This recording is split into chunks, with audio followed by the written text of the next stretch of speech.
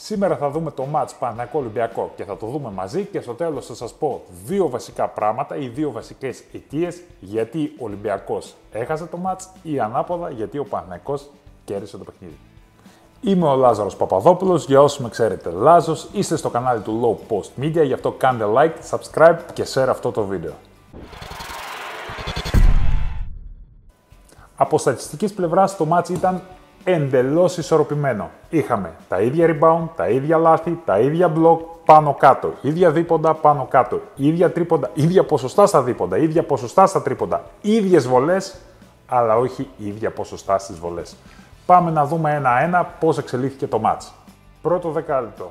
Ο Ολυμπιακός ξεκινάει και βάζει την μπάλα μέσα, επιμένει με 3 συνεχόμενες επιθέσεις στο low post, κάνει και το pick and roll, μάλιστα αυτή η επίθεση μου αρέσει πάρα πολύ γιατί γυρνάει μπάλα, έχει έξτρα πάσα και πολύ καλό shoot από τον Βεζέκοφ και σίγουρα έχει τα off-screen, πάλι εδώ με τον Βεζέκοφ, πολύ ωραίο off-screen από τον Ολυμπιακό. Απ' την άλλη ο Παναθηναϊκός ξεκινάει να τρέξει, κάνει 3 ευθυδιασμούς αυτό το δεκάλεπτο, παίζει pick and roll, αλλά τα pick and roll του είναι κατηφόρα και βάζει καλάθια με isolation. 3 isolation έχουμε σε αυτό το δεκάλεπτο, τα 2 από το Σλούκα και μάλιστα σε αυτό το isolation κάνει πάρα πολύ ωραίο death stop, διπλό death stop και μετά βάζει το καλάθι. Και κάπως έτσι τελειώνει το πρώτο δεκάλεπτο έχοντας το σκορ 16-21 υπέρ του Ολυμπιακού. Το δεύτερο δεκάλεπτο μοιάζει αρκετά με το πρώτο και έτσι βλέπουμε τον Ολυμπιακό ξανά να προσπαθήσει να ποστάρει και μάλιστα 3 φορές κάνει post σε αυτό το δεκάλεπτο. Εδώ βλέπουμε μια επιτυχημένη προσπάθεια.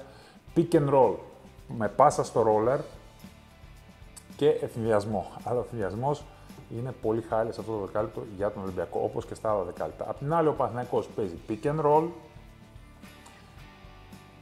συνεχίζει και παίζει isolation και μάλιστα σε αυτή τη φάση το isolation δεν κατάλαβα γιατί ενώ υπάρχει αρκετός χρόνος για να βοηθήσουν το φαλ, δεν γίνεται αυτή η βοήθεια και έτσι τιμωρούν το φαλ με ένα πολύ ωραίο dead stop. Κάπως έτσι τελειώνει το δεύτερο δεκάλεπτο για το μάτς Παναθηναϊκού Ολυμπιακού.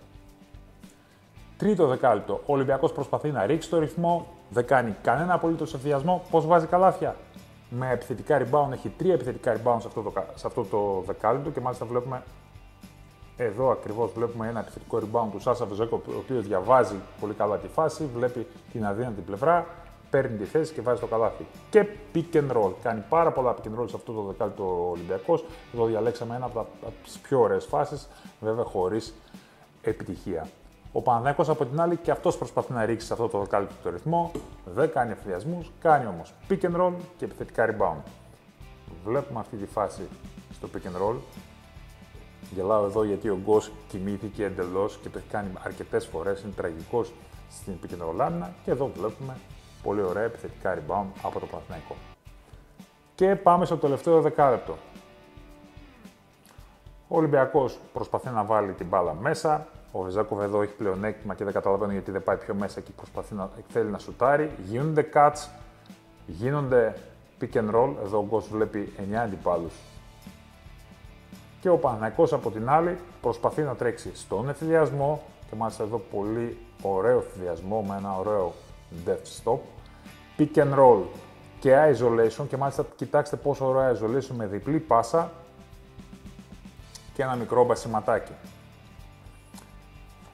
Pick and roll και pop out. Αντί να κόψουμε μέσα, βγαίνουμε προς τα έξω και σουτάρουμε. Και οι δύο τελευταίες φάσεις εδώ με πολύ ωραίο κλέψιμο μετά από παγίδα και ένα πολύ ωραίο pick and roll και εδώ πάλι ο Γκος κοιμήθηκε. Ο Γκος, όπως είπαμε πιο πριν, γενικά δεν είναι καθόλου καλός στην pick and roll άμυνα. Και τώρα που κρίθηκε το παιχνίδι? Πολύ απλοϊκά θα μπορούσαμε να πούμε ότι κρίθηκε στις βολές. Όντως ο Ολυμπιακός αν έβαζε το ίδιο ποσοστό στις βολές όπως είχε ο Παναθηναϊκός θα είχε κερδίσει με 1 πόντο. Ωστόσο υπήρχε άλλη μια λεπτομέρεια, είναι ο ευθυδιασμός. Και τώρα δεν ξέρουμε αν ήταν πολύ χάλια ο Ολυμπιακός στον ευθυδιασμό ή αν ο Παναθηναϊκός έπαιζε πολύ καλός στις επιστροφές, δηλαδή έπαιζε πολύ καλή transition άμυνα.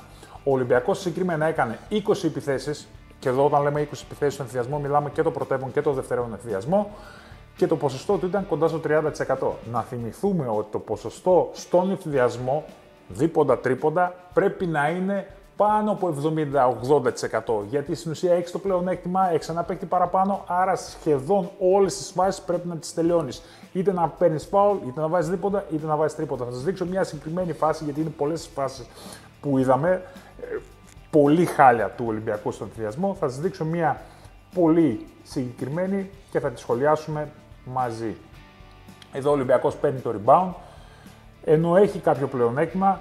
Φαίνεται ότι έχουν επιστρέψει όλοι οι παίκτες του Παναθηναϊκού και αντί να παίξει δευτερεύον ευθυδιασμό ή να κάνει κάποια έξτρα επίθεση, κάνει ένα step back off Fournier και σουτάρει τρίποντο χωρίς κανένα λόγο, έχοντας 15 δευτερόλεπτα στην κατοχή. Πολύς χρόνος για να μπορέσει να αναπτύξει μια επίθεση και να θυμηθούμε ότι ο Ολυμπιακός γενικά στο set offense, στην επίθεση 5-5, δηλαδή εκεί που έχει χρόνο, όταν γυρνάει την μπάλα, είναι πάρα πολύ καλός. Δεν ξέρουμε γιατί επέλεξε να σουτάρει τόσο άγαρμα στον ευθυδιασμό και αυτός ήταν ένας από τους λόγους που ο Ολυμπιακός σήμερα έχασε το μάτς. Γενικά, κάτω γραμμή, το μάτς μεταξύ Παναθηναϊκού και Ολυμπιακού σαν derby, σαν αγωνιστικότητα, σαν ανταγωνισμό μεταξύ των δύο ομάδων ήταν πραγματικά πάρα πολύ ωραίος, αλλά από ποιότητα μπάσκετ, από ποιότητα διάφορες επιθέσεις, να γυρίσουμε την μπάλα δεν ήταν και το καλύτερο. Ας ελπίσουμε ότι στο μέλλον αυτές οι ομάδες θα βελτιωθούν ακόμα περισσότερο και θα δούμε πιο ωραία παιχνίδια όσο εξελίσσεται το πρωτάθλημα.